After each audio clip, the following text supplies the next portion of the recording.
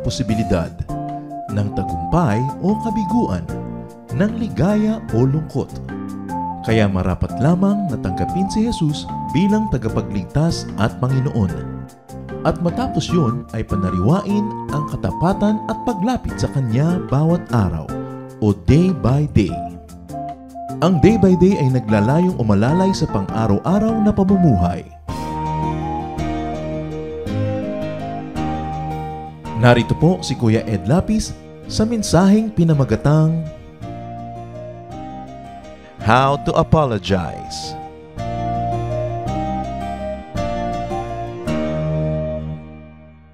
Proverbs 15:1. A gentle answer turns away wrath, but a harsh word stirs up anger. Nasa pagbibitaw ng salita kung magagalit o mawawala ang galit ng ating kaharap.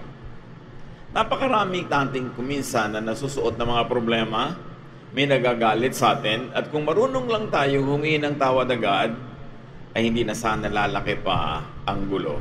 How to apologize? How to make Jesus rule your life every day? By being ready to seek people's forgiveness when we hurt them. Father, we ask you for a simple message that we will be able to use in our daily life. Turuan niyo po kami sa mga kasaysayan sa Biblia at ipakita niyo sa amin ang kalagayan namin kung paano kami makaiiwas na kung meron mang masaktan o may mali kaming magawa ay hindi na lumaki pa ang damage. Teach us how to apologize. Teach us to be like your Son Jesus, ready to make friends and to restore friendships. Be our speaker, Father. We seek you, we glorify you and honor you.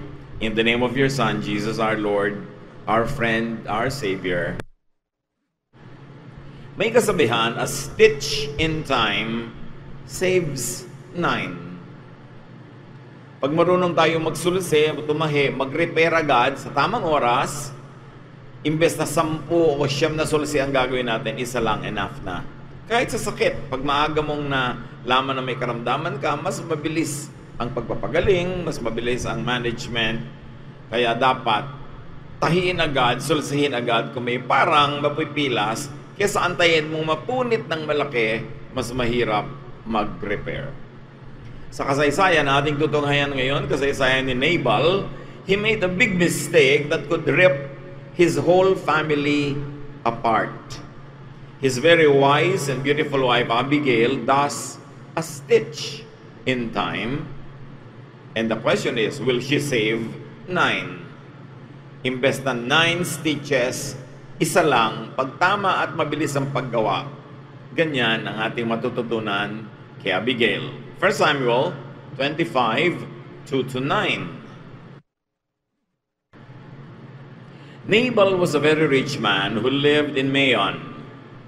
He owned 3,000 sheep and 1,000 goats. His wife Abigail was sensible and beautiful. In other words, this man had so much to lose. Ang yaman-yaman niya, ang ganda-ganda ng kanyang asawa, matalino pa, masarap ang kanyang buhay. Dapat niyang alagaan kasi malaki ang mawawala sa kanya pag siya ay nagpabaya. Verse 4. One day, Nabal was in Carmel, having his servants cut the wool from his sheep. David was in the desert when he heard about it. So he sent 10 men to Carmel with this message to Nabal. I hope that you and your family are healthy, and that all is going well for you. I've heard that you are cutting the wool from your sheep. Ang kayamanan noong unang panahon, mga tupa, at perang malaki pagka tinatanggal na yung kanilang mga balahibo dahil yan ay nagiging tela. Ibinebenta yon, mahal. Kaya kadalasan pagka tatanggal na sila, naggugupit na sila ng mga buhok ng mga hayop na ito, ay palang piyesta. Pinapakain ng mga nanunulungan, sinusweldohan sila, masigla ang lahat kasi may perang darating. Meanwhile, sa panahon na ito, si David ay hindi pa hari. Ang hari pa ay si Saul. And David had become a fugitive. Dahil si Saul ay nagalit kay David, nagselo siya na baka agawin ni David yung kingdom, naging etchepuera si David. Wanted siya at gusto siyang ipapatay ni Saul. Lahat ng mga tao naman na naniniwala kay David at katulad niya ring na puwera sa lipunan, mga outsiders, naging mga taong labas, so to speak, nandun sila sa mga bundok-bundok, sa mga bukid-bukid na malayo sa gobyerno. Pero yung mga taong naninirahan doon, pwede nilang nakawan, pwede nilang kikilan, o pwede nilang ipagtanggol sa mga tulisan. In both cases, the people in the countryside were expected to give this group of men some financial reward for protecting them or protection money for not molesting them. Yan ang sitwasyon. Yung mga kanya-kanyang pangkat ng mga lalaking sandatahan na kalaban ng gobyerno at hindi nagpapa-submit sa gobyerno, kumukuha sila ng pera sa mga tao doon sa probinsya. One, para hindi nila nakawan o patayin o saktan yung mga tao. Or number two, dahil ipinagtatanggol nila sa mga tulisan. So, sa panahon ngayon ng pag-aani ng mga buhok nitong tupa na ito, nagpadala si David ng tao kay Nabal. Siyempre, ang kanilang goal, makahingi man lang ng pagkain, makahingi ng mga konting reward, dahil hindi naman nila inaano yung mga tauhan ni Nabal na nasa kanilang paligid. So sabi niya, I've heard that you are cutting the wool from your sheep. And to continue, when your shepherds were with us in Carmel, we didn't harm them, and nothing was ever stolen from them. Ask your shepherds, and they'll tell you the same thing. My servants are your servants, and you are like a father to me. This is a day of celebrating, so please be kind and share some of your food with us. David's men went to Nabal and gave him David's message. Then they waited for Nabal's answer. So nagpadala itong si David ng representative, spokesperson, para manghingi ng kung ano mang maibibigay sa kanilang pagkain, dahil nga sila ay mga nandun lang at paikot-ikot lang sa mga bukid-bukid, wala naman silang regular source of food. At ipinaalala ni David through the messenger kung gaano sila naging mabuti sa mga tao at mga hayop at mga kayamanan ni Nabal na hindi nila inano at walang nakagalaw sa mga yon habang binibigyan nila ng proteksyon. Matapos ibigay ang mensahe, naghintay ng sagot ang messenger. David's request was by the standards of the time reasonable and very polite. 1 Samuel 25, 10-11, this is what Nabal said. Who does this David think he is? That son of Jesse is just one of more slave on the run from his master. And there are too many of them these days. What makes you think I would take my bread, my water, and the meat that I have cooked for my own servants and give it to you? And besides, I'm not sure that David sent you. So itong si Nabal, ang sagot niya magaspang. Sabi niya, sino naman si David? Isa lang siya sa napakaraming mga tumatakas sa mga alipin na hinahabol-habol ng kanilang mga amo. Paano niya naisip na ibibigay ko sa kanya mga pagkain kong niluto para sa aking mga tauhan? Tsaka paano naman nakakatiyak na padala ka nga niya? Baka nagpapadasot ka lang. So Nabal belittled and insulted David and turned down David's request in very rough terms.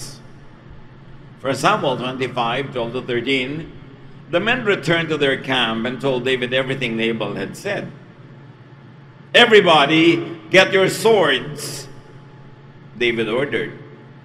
They all strapped on their swords. 400 followed David. Nagpanting-antay nga ni David nung madinig niya yung magaspang na sagot at yung tahasan at diretsahang pagtanggi sa kanyang hiling. So, sabi niya, isuot niyo lahat ng inyong mga sandata at lulusob tayo. 400 battle-trained and battle-seasoned men followed David patungo sa kampo ni Nabal. What was going to happen? Definitely a massacre. Ano naman ang laban ng mga naggugupit ng mga buhok na mga tupa dito sa darating na 400 na mga matitipuno at mga sanay sa digma? 1 Samuel 25:14-17. Meanwhile, one of Nabal's servants told Abigail, David's men were often nearby where we were taking care of the sheep in the fields. They were very good to us. They never hurt us, and nothing was ever stolen from us while they were nearby. With them around day or night, we were as safe as we would have been inside a walled city. David sent some messengers from the desert to wish our master well, but he shouted insults at them. He's a bully who won't listen to anyone. Isn't there something you can do? Please think of something, or else our master and his family and everyone who works for him are all doomed. So a servant informed Abigail. Ikinuwento niya. Nagpadala si David ng mga tauhan sa asawa mo, Mrs. Madam, na pinagsabihan naman niya ng pangit, tinanggihan niya. Sabi, ito pong sila David, ang bait-bait sa amin. Walang nakapagnakaw sa amin, walang nakagalaw sa amin, basta't nandiyan sila sa paligid. At sila man, hindi nila kami ninakawan kahit kailan. Kailangan mag-isip po kayo, ma'am, ng paraan. Kasi kung hindi, ubos tayong lahat. Dahil ginalit niya si David na napakatapang pa naman. So a servant informed Abigail, spoke for David, pinuri niya si David, blamed Nabal, his employer, and urged Abigail to do something. So the servant was equivalent to a stitch in time. Gusto niyang manulsi agad bago mapilas ang tela, kaya hayaan mo na itong magkapilas-pilas at saka siya ngayon magre-repair. 1 Samuel 25:18-19, Abigail quickly got together 200 loaves of bread, 2 large clay jars of wine, the meat from 5 sheep, a large sack of roasted grain, 100 handfuls of raisins, and 200 handfuls of dried figs. She loaded all the food on donkeys and told her servants, take this on ahead. I'll catch up with you. She didn't tell her husband Nabal what she was doing. Another stitch in time. Nung marinig nitong si Abigail, na ganun pala ang panganib na nakaakma, nakaumang sa kanyang buong sambahayan at sa lahat ng kanilang mga tauhan at kayamanan, agad-agad siyang nagpadala ng sangkaterbang pagkain kay David. Inilulan nito sa mga buriko, sa mga hayop na magdadala, at sabi niya, mauna na kayo, magmadali kayo, susunod ako sa inyo. Dalhin nyo agad yan. It was a stitch in time. Para nga naman kung sakaling papunta na si David sa kanyang bahay, masalubong ang mga regalo at baka magbago ng isip. 1 Samuel 25:20, Abigail was riding her donkey on the path that led around the hillside when suddenly she met David and his men heading straight at her. So nakasakay siya sa kanyang maliit na sasakyang hayop, at sa pang-isang liko sa may mga bangin ay biglang nasa lubong niya ang sandatahang 400 lalaki. Anong gagawin niya? How do you stitch in time? Paano ka manunol si agad para huwag nang lumaki ang punit? Apologize. Say sorry. At ngayon pa lang mga kapatid, hinahamon ko na kayong isipin na ang sarili-sarili niyong buhay, huwag lang itong buhay ni Abigail. Minsan may asawa tayo, anak, kapatid, office mate, worker na may nagagawang mali o kaya may nasasaktan, may napagsasabihan, may na-offend, tapos gaganti sila, nagagalit sila. Ano ang ating mission? Tingnan natin ang ginawa ni Abigail. Agad-agad siyang nagpadala ng mga pagkain at sumunod siya at nasa lubong niya. Lessons in life, how to apologize, lessons from Abigail. So dalawa na ngayon ang iniisip natin, si Abigail, si Nabal, si David, at tayo. Kasi sa buhay-buhay natin mga kapatid, minsan tayo si Nabal, minsan tayo si Abigail, minsan din tayo si David. O tayo yung katulong na nagmalasakit at nagsalita. First lesson from Abigail, go to the offended person at once. Kung alam natin na partido natin ang nakagawa ng mali, nakasakit, nakapagsalita ng hindi tama, kahit hindi kayo yon, pero kamag-anak nyo, kasama nyo, go to the offended person at once. Do not make him or her come to you. Kasi pag siya pang nagpunta sa inyo, sobrang naluto na yung galit niya bago siya makarating, handa na yung sumabog, kailangang salubungin bago sumabog yung kanyang galit. So si Abigail, sumalubong. 1 Samuel 25, 21 to 22, David has just been saying, I surely wasted my time guarding Nabal's things in the desert and keeping them from being stolen. I was good to him, and now he pays me back with insults. I swear that by morning there won't be a man or boy left from his family or his servants' families. I pray that God will punish me if I don't do it. So yun ang sentimiento, himutok na ibinubulalas itong si David nung masalubong siya ni Abigail. So niya, nasayang lahat ng kabutihan ko dyan sa Nabal na yan. Kaya sinasabi ko sa inyo, bago dumating ang bukas, ubos ang lahat ng lalaki kasi kahit mga binatilyo at batang lalaki, sa lahi niyang Nabal na yan at pati sa lahi ng lahat ng kanyang tauhan. So, how many more stitches will now be needed pag nangyari yung kay David? 9 stitches or more. That's why a stitch or one stitch in time will save 9. Pero pagka hindi napigil si David, para ma-repair mo yung gagawin niya, you need 9 stitches or more. Malaki na kasi yung damage.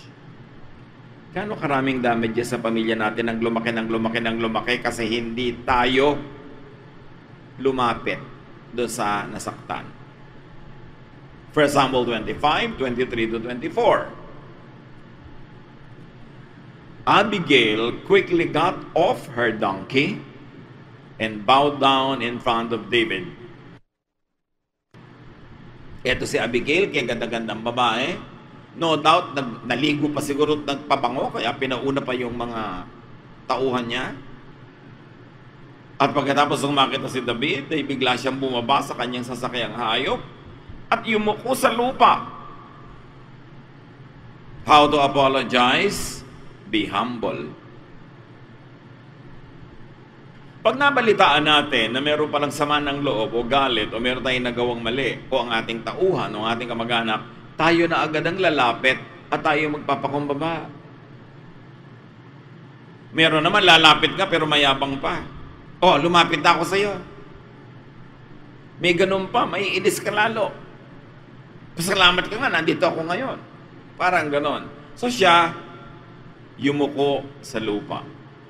1 Samuel 25, 24 to 25. Then she said, Sir, please let me explain. Don't pay any attention to that good-for-nothing Nabal. His name means fool, and it really fits him. Nakita niyo ang diplomacy nitong si Abigail. And I have no doubt that she was sincere. How do you apologize? Empathize, sympathize with the offended person. Na-offend siya, nasaktan siya, gusto mo mag-apologize, ang goal mo, magkasundo kayo, agree, and stand with him. If you could, justify his anger. Do not blame him.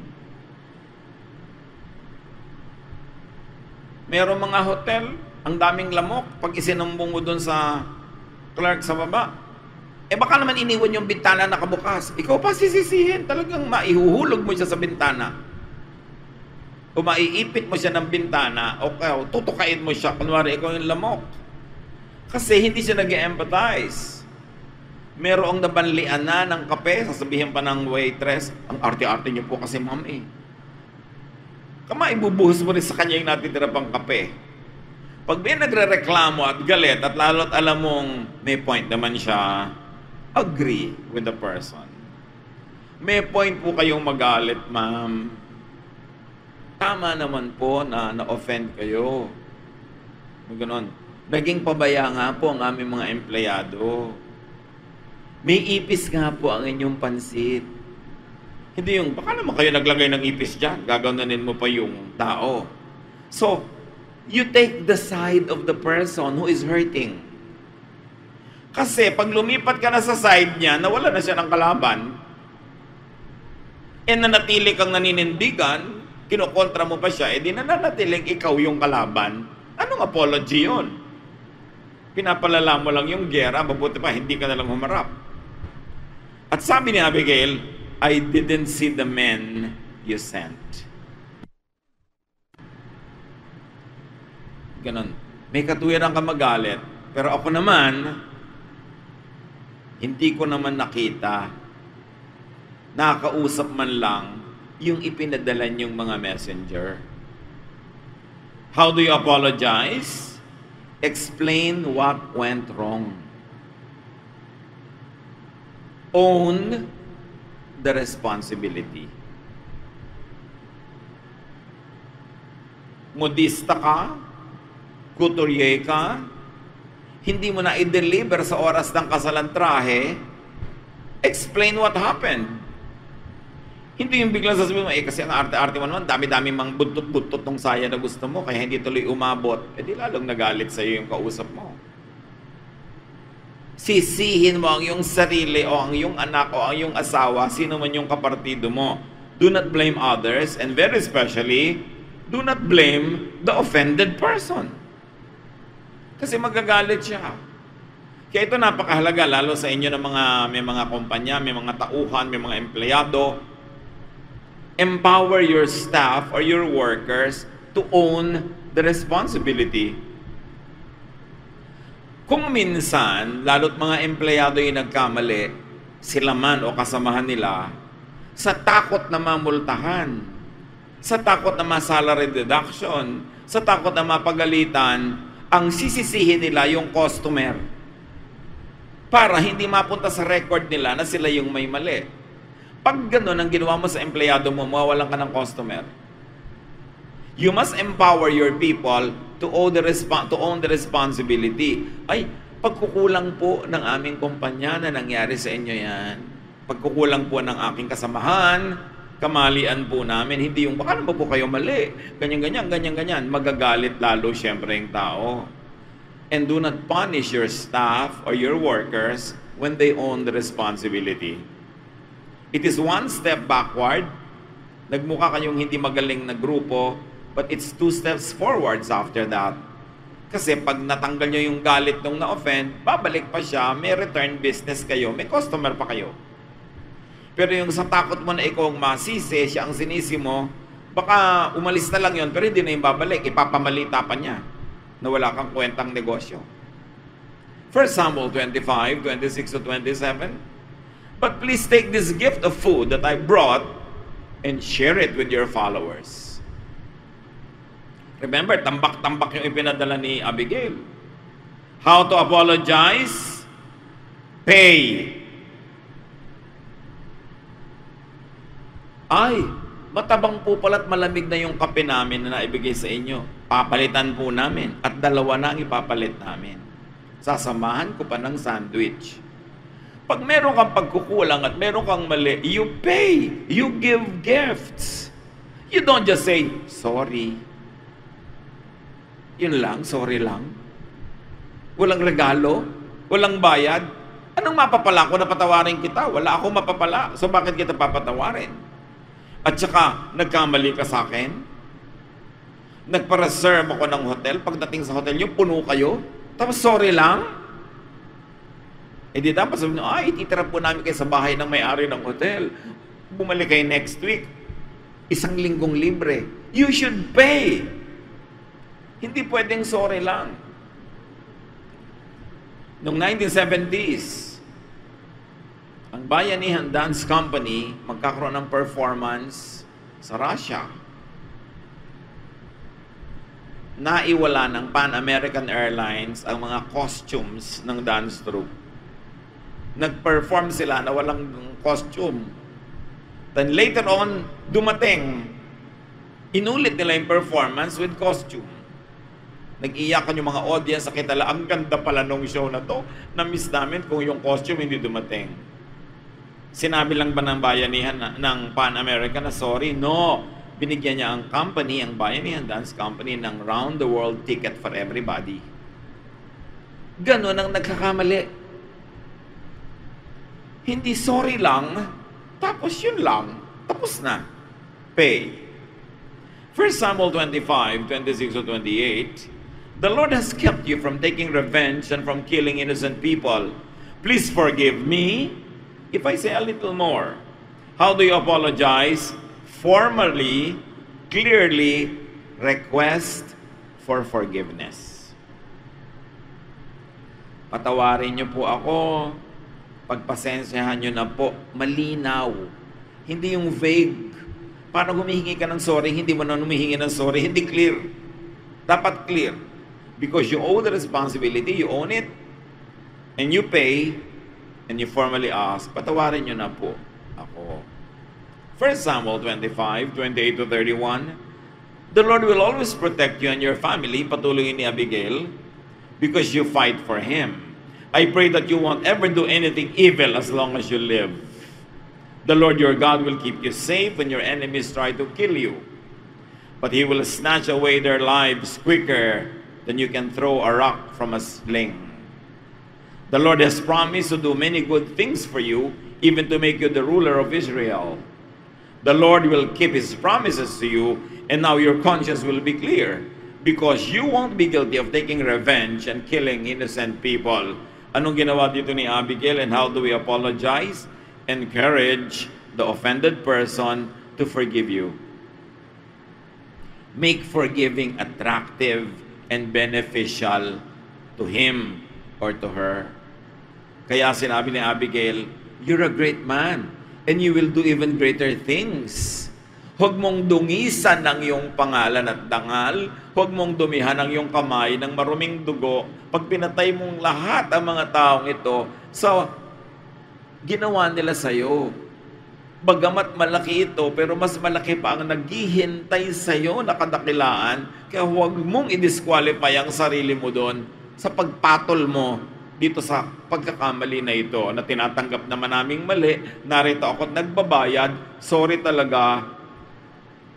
You encourage the person to forgive you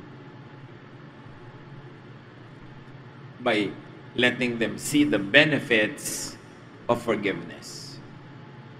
1 Samuel 25, 32 to 35, David told her, I praise the Lord God of Israel. He must have sent you to meet me today. Heaven sent ka, beautiful Abigail. And you should also be praised. Your good sense kept me from taking revenge and killing innocent people. If you hadn't come to meet me so quickly, every man and boy in Nabal's family and in his servants' families would have been killed by morning. I swear by the living Lord God of Israel, who protected you, that this is the truth. David accepted the food Abigail had brought. Don't worry, he said, you can go home now. I'll do what you asked. Nakaligtas ang pamilya. Bakit maraming gulo lumalaki? Kasi kinakampihan nyo agad yung asawa nyo, kakampihan mo agad yung anak mo, kakampihan mo agad yung kabarangay mo, kakampihan mo agad yung kababaryo mo. Dumadami ang participant sa gyera, imbes magkaroon ng ambassador, ang dumami, sundalo. Bakit nagalit na nga? Lalo pang nagalit, kasi siya pa sinisi mo. Kasi sa takot mong masisi, ibibigay mo sa iba ang sisi. O kaya sisisin mo ang buwan, ang araw, ang baha, ang lindol, ang mga ibon, ang mga langgam, except yourself. A soft answer turns away wrath. And when you own the responsibility humbly and say sorry and pay, I tell you, you will get what you ask for, which is forgiveness. Tandaan nyo ito, hindi sapat ang sorry. Sabihin nyo nga sa katabi nyo yan.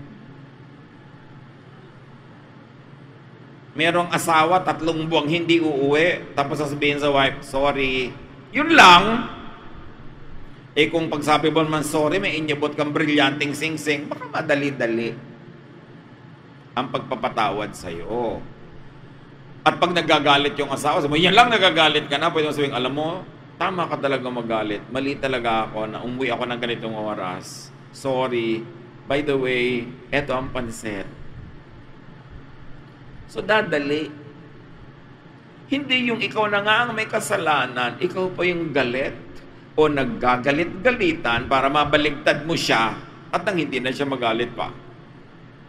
Gusto niya ng kapayapaan, katahimikan sa mundo, apologize. Say sorry at once.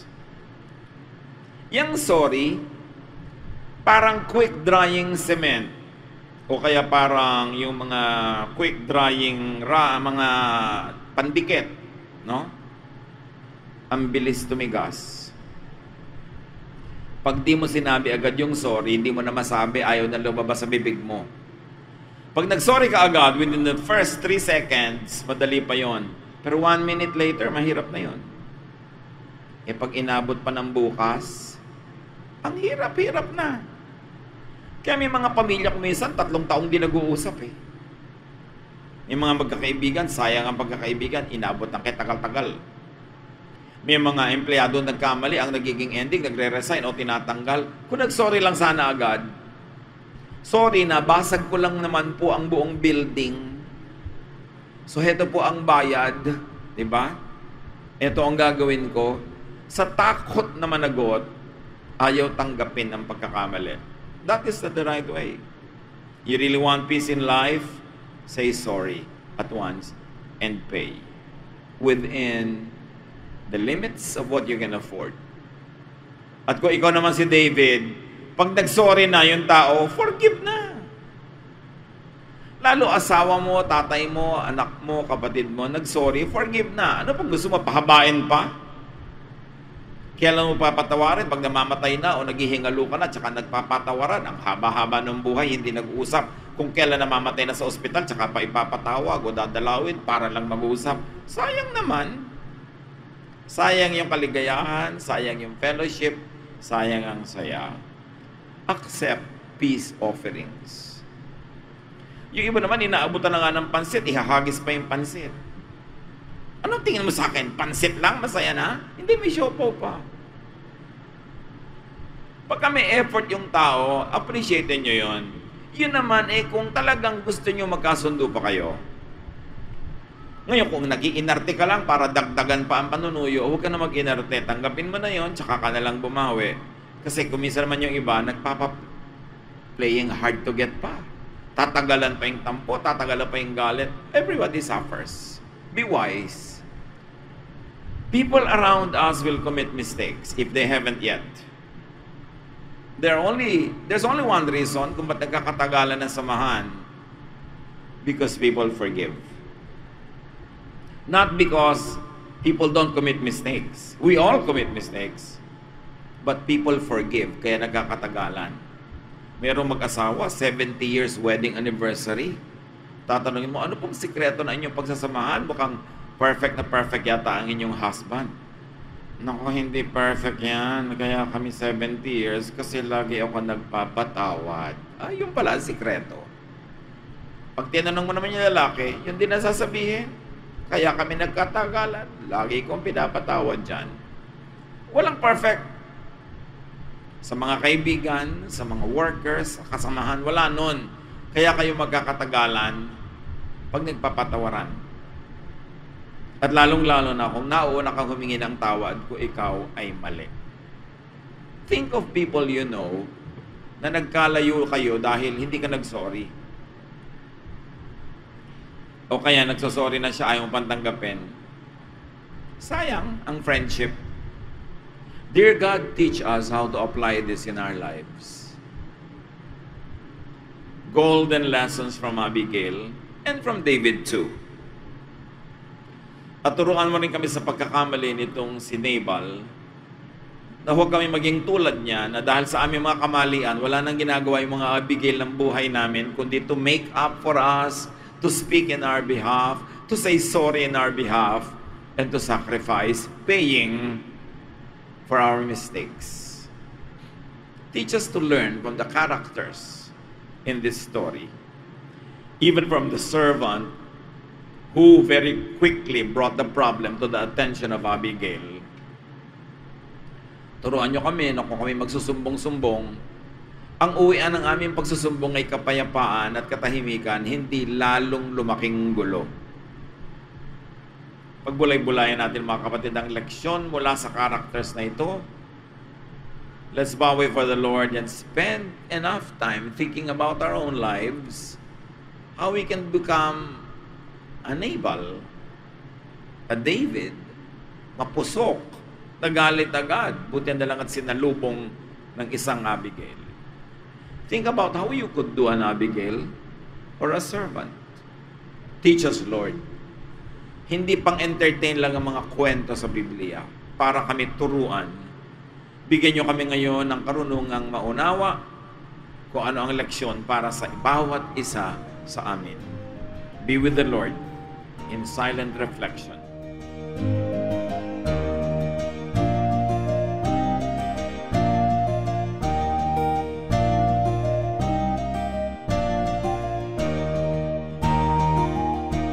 Ang katatapos pong mensahe ni Kuya Ed Lapiz ay pinamagatang How to Apologize.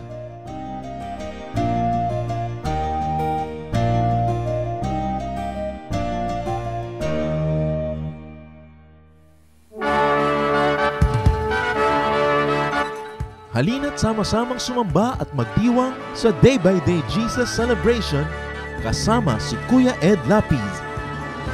Bulwagan ng Panginoon PICC, one Sunday a month, Philippine International Convention Center, Rojas Boulevard, Pasay City. All other Sundays sa mga Day by Day mini bulwagan ang pagtitipon. Para sa buwan ng Enero, gaganapin ito sa January 19, 2025. 8 a.m. ang First Jesus Celebration, 10 a.m. naman ang Second Jesus Celebration. Para sa iba pang detalye, bisitahin ang ating official Facebook page, Day by Day Friends.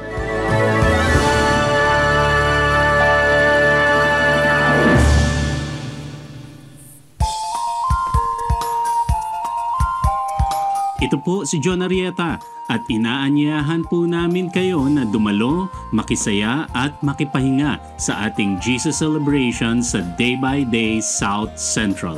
Tuwing linggo, alas 10 ng umaga sa 5th floor, Finma Plaza, Plaza Drive, Rockwell Center, Makati. And once a month, kita-kita tayo sa PICC. Para sa iba pang detalye, tayo po ay nasa Facebook at YouTube. Hanapin lang ang Day by Day South Central. Halinang ipagdiwang ang Panginoong Jesus.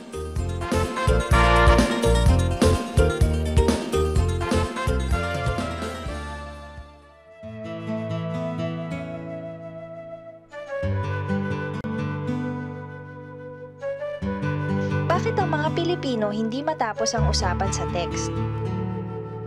Isa sa ating kinikilalang kagandahang asal, ayaw nating tayo ang magwawakas sa anumang magandang bagay. At napakaganda yung nagte-text. Kasi nagkakaroon kayo ng communication, you have a connection. So, yung nag-thank you, sasabihin mo pa ng you are welcome. At yung nag-welcome, papadala mo pa halimbawa ng smiley na drawing. At kung ano-ano pa, kasi ayaw mo na ikaw yung hindi sasagot. Kaya sasagot at sasagot ka pa rin, haba ng haba tuloy. Kasi ayaw nating tinatapos ang isang magandang bagay.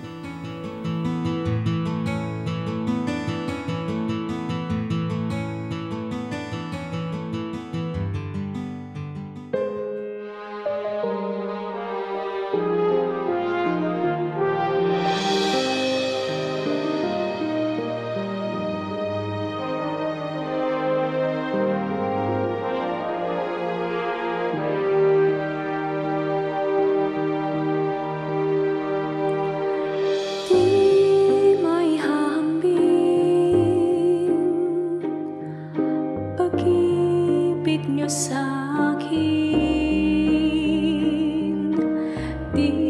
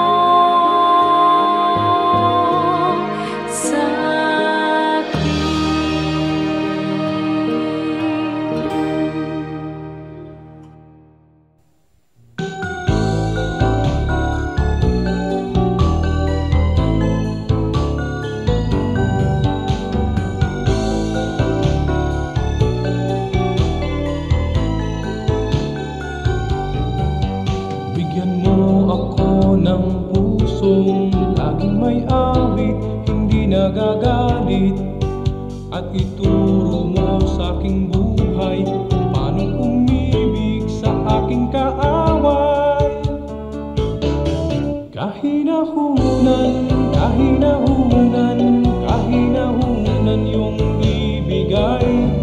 Kahinahunan, bunga ng Espiritong buhay. Kahinahunan yung ibigay. Kahinahunan, bunga ng Espiritong buhay. Bigyan mo ako ng pusong napaawat, nagpapatawad, upang di ako mapaaway. Hinahon ng puso'y aking kaagapay. Kahinahunan yung ibigay. Kahinahunan, bunga ng Espiritong buhay. Kahinahunan yung ibigay. Kahinahunan, bunga ng Espiritong buhay.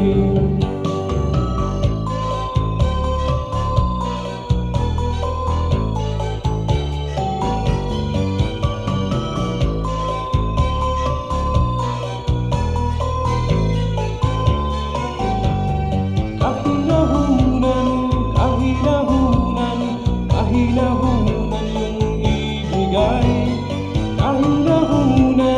Kahinahunan, bunga ng Espiritong buhay. Kahinahunan yung ibigay. Kahinahunan, bunga ng Espiritong buhay. Kahinahunan yung ibigay. Kahinahunan, bunga ng Espiritong buhay. Bunga ng Espiritong buhay. Bunga ng Espiritong buhay. Bunga ng Espiritong buhay.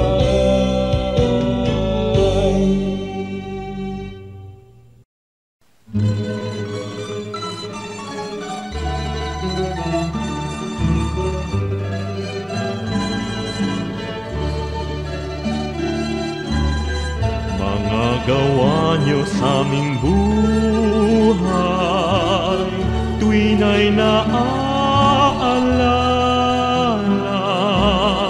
Kayo'y laging tapat na tunay, puno ng pagpapala. Salamat sala'y pinatawad, nilinis niyo, Diyos. Pakinggan niyo't aming ilalahad, awit sa inyo, Jesus. O kay sarap mabuhay sa piling niyo, Jesus. Bawat landas may kulay, kasiyahay lubos, ang tanging ninanais ay magpuri sa inyo. Lalo lang tumatamis sa piling niyo, Jesus.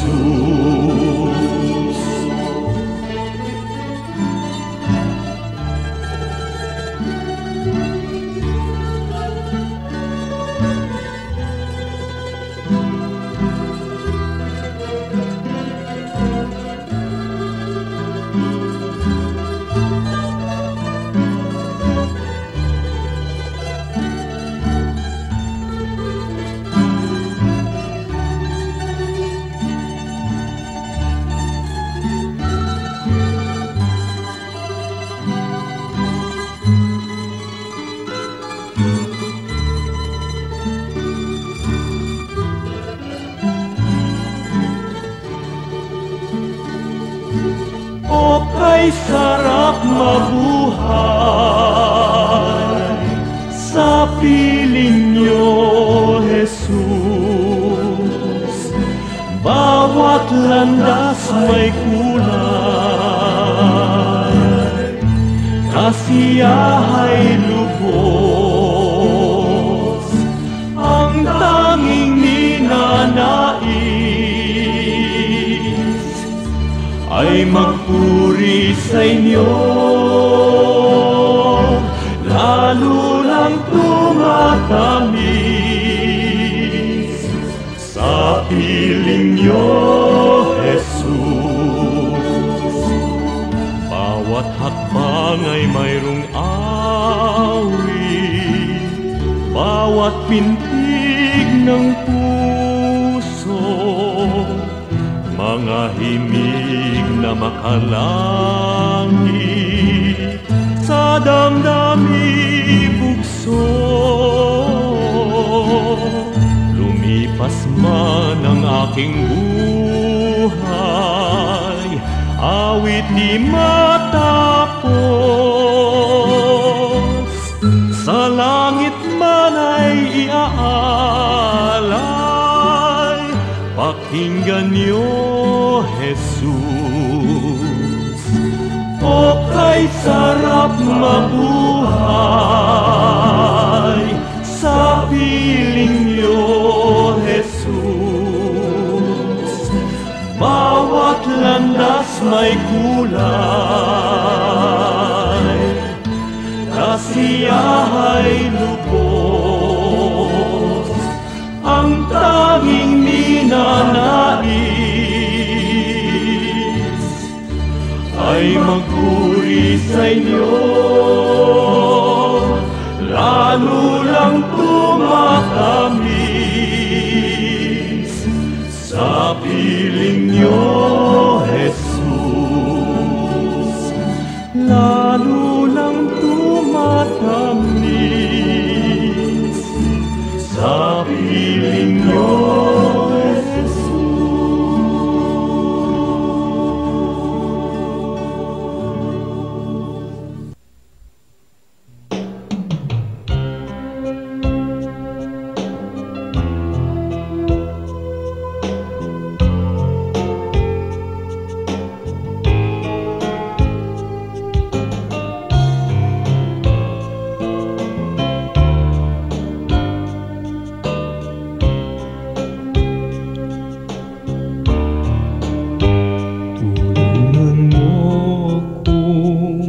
Sundin ang iyong mga utos.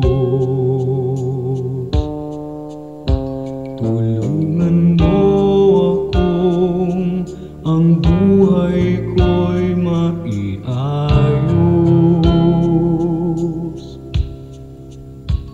at sa mga tukso tulungan mong pigilin ang sarili ko. Tulungan mo akong maging tapat sa'yo. Pagpipigil sa sarili, pagpipigil sa sarili, kung nalulungkot at nalulumbay, magtiis at maghintay. Pagpipigil sa sarili, pagpipigil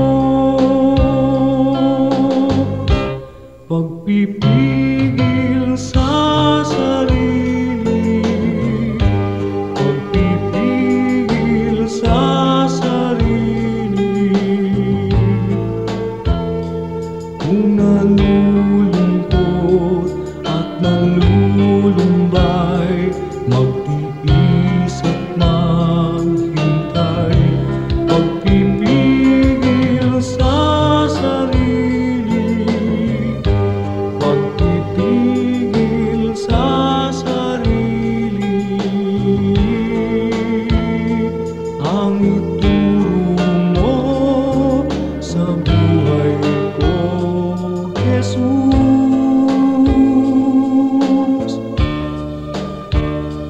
Ang ituro mo sa buhay ko, Jesus.